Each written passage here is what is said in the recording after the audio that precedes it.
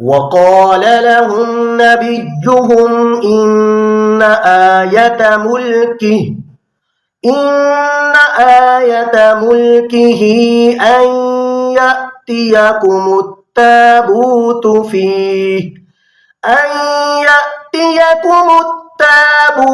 فيه سكينة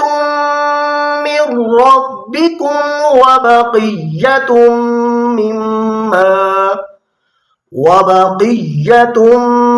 مما ترك آل موسى وآل هارون تحمله الملائكة إن في ذلك لآية لكم إن كنتم مؤمنين. فلما فصل طالوت بالجنود قال إن الله مبتليكم بنهر فمن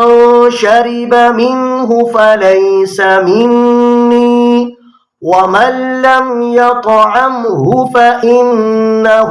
مني